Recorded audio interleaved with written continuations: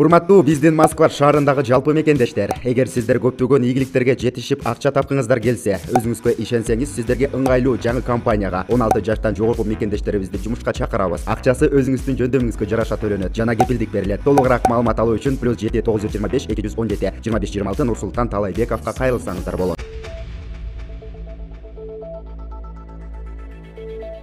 Бийлик депутаттарды кантип сатып алса болот? Исхак Масалиевдин маегинен кыскача үзүндү. Кыргыз парламентинин депутаты Исхак Масалиев Азаттык радиосундагы бийликтин сырлары берүүсүнөн алып баруучусуна курган маегинде өкмөт лоялдуулук үчүн депутаттарды кантип сатып аларын айтып берди. Бийликтин сырлары берүүсүндө Масалиев журналист Бермет Букашевага депутатты сатып алуунун парадан башка көп жолу бар экенин маалымдаган.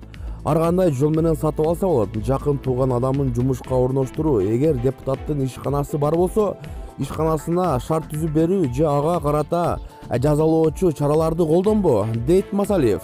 Ага эч ким акча сунуштабаганын да кошумчалап өттү. Масалиевдин айтканы боюнча кээде депутаттын жакын адамына каршы кылмыш ишин козгоп туруп, кайра токтотуп, ошентип кайырмакка илип алышат. Масалиев түшүндүргөндөй, депутаттар өкмөткө лоялдуу боло алышат. Анткени өкмөт акчаны кайда бөлүүнү чечет.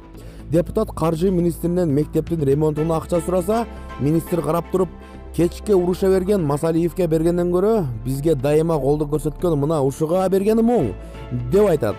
Жумшак тил менен айтканда, бул депутат менен аткаруу бийликтин ортосундагы кызматташтыктын бир түрү, дейт парламентарий. Депутаттын сөзүнө караганда, парламент көп учурда өкмөт менен макул болууга тийиш.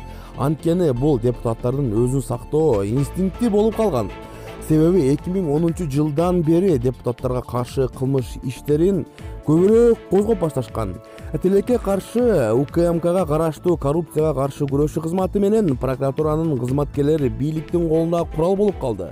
Каалаган бийлик алар үчүн кайсыл бийлик экени айырмасы жок деп сөзүн жыйынтыктады ал.